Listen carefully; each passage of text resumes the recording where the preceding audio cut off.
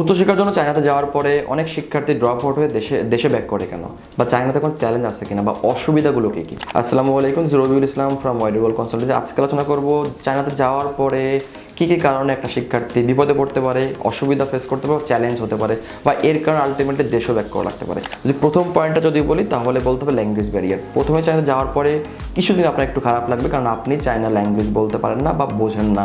কারণ চায়নাতে সব জায়গায় সব থেকে বেশি ব্যবহার হয় চাইনিজ ল্যাঙ্গুয়েজ। তো যেহেতু আপনি ইন্টারন্যাশনাল স্টুডেন্ট, তো আপনার পক্ষে আসলে চাইনিজ জানা ওইভাবে সহজ না, বা আপনি চাইলেও বলতে পারবেন না দুই এক কথা। বাট 2-3 দিন বা নর্মাল যদি বলি সপ্তাহখানেক যাওয়ার পরে আপনি কিছু কিছু ভাষা বুঝতে পারবেন। তো অনেক সময় আছে যে স্টুডেন্ট যাওয়ার পরে কোপ করতে সমস্যা হয়, ভালো লাগে না, নতুন পরিবেশ, সংস্কৃতি আলাদা, এইগুলোর কারণে অনেকে স্টুডেন্ট আসলে মেন্টালি ডিস্টার্ব হয়ে যায় এবং তারা অনেক সময় দেশে ব্যাক করতে পারে।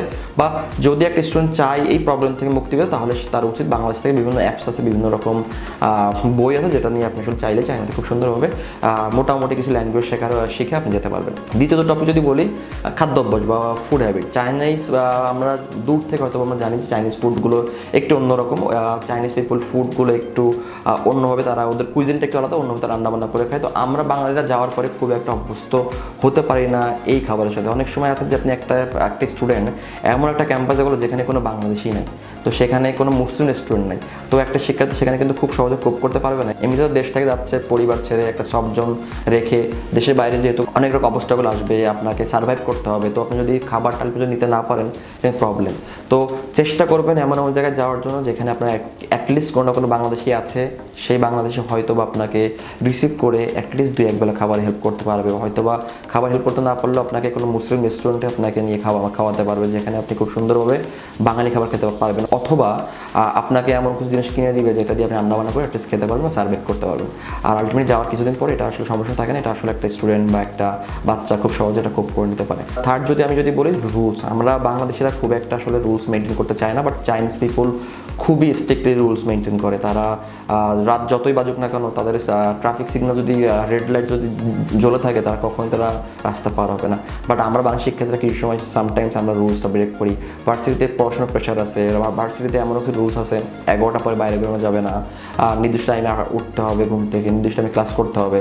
তো অনেক শিক্ষার্থী আসলে এই রুলসগুলো মানতে পারে না, যেহেতু চায়নাতে হাতে করে পড়াশোনা বেশি হয়, অনেকেই আছে এটার সাথে কোপ করতে পারে না। তো যাওয়ার পরেও আলটিমেটলি তাদেরকে দেশে ব্যাক করতে হয়। ফোর্থ যদি পয়েন্ট বলি পড়াশোনার চাপ। চায়না যেহেতু প্র্যাকটিক্যাল অনেক বেশি আগায়, তো তারা ক্লাসের একাডেমিক পড়াশোনার পাশাপাশি তারা কিন্তু স্টুডেন্টের জন্য ল্যাবের সুবিধা দিয়ে রাখে এবং ল্যাবে কিছু কোর্স দিয়ে রাখে। তো আপনি সাপোজ আপনার আজকে দিনে 3টা ক্লাস আছে একাডেমিক, 2টা ল্যাব, তো 2টা ল্যাবে আপনার কিন্তু মোস্ট অফ টাইম দিতে চলে যাবে। তো আমাদের শিক্ষার্থীরা আছে যারা আমরা নর্মালি যারা ইন্টার পাস করে যাচ্ছে বা বিভিন্ন কোর্সে যাচ্ছে, তারা কিন্তু এভাবে ল্যাবটার সাথে কিন্তু ইউজ টু না বা পরিচিত না। প্রথম হয়তো আপনাকে খারাপ লাগতে পারে, প্রেশার হতে পারে। অনেক সময় দেখা গেছে কি এই মাত্রাতিরিক্ত প্রেশারের কারণে অনেক বাচ্চা আসলে হতাশাগ্রস্ত হয়ে ভুগছে, বা পরে বিপদে পড়ছে বা দেশে ব্যাক করা লাগছে। লাস্ট আরেকটা পয়েন্ট বলবো যে মাদকাসক্ত। চায়নাতে যেহেতু একটা ওপেন কান্ট্রি, এখানে চাইলে আপনি খুব সহজে ড্রিঙ্কস করার সুযোগ পাচ্ছেন। বাট অনেকে আছে আবার এখানে ইলিগাল, যেহেতু ওখানে অ্যালকোহলটা এখন লিগাল, বাট অনেকে আছে ইলিগাল উইডস এখানে আসলে গ্রহণ করে। যদি কখনোই কোনোভাবে যদি ভার্সিটি যদি জানে বা জানতে পারে যে আপনি উইডে আপনি আসক্ত বা উইড নিচ্ছেন, আপনারা কিন্তু ভার্সিটি রাখবে না। বা অনেক সময় এমনও হয় যে আমাদের বাচ্চারা যাওয়ার পরে চাইনিজ মেয়েদেরকে ইপটিজিংয়ের শিকার করে, বা অনেক সময় এমন হয় যে আমাদের বাচ্চারা জানতে যাওয়ার পরে চাইনিজ মেয়েদের সাথে খারাপ ব্যবহার করে, টিচারের সাথে খারাপ ব্যবহার করে, বিহেভিয়ার ভালো না, রুলস মেনটেন করে না। ওই সময় কিন্তু ভার্সিটি কিন্তু পানিশমেন্ট স্বরূপ আপনাকে কিন্তু দেশে ব্যাক করতে পারে এবং আপনাকে কিন্তু ডিভোট করতে পারে কিন্তু চায়না থেকে। আর লাস্ট আরেকটা পয়েন্ট আমি যোগ করবো, এটা আসলে এটার বাইরে, বাট এটা যোগ করবো স্কলারশিপ। চায়নাতে যেহেতু আপনি স্কলারশিপ নিয়ে যাচ্ছেন, তো অনেক সময় আপনি সচেতন না যে আপনি স্কলারশিপ কন্ডিশনটা কি।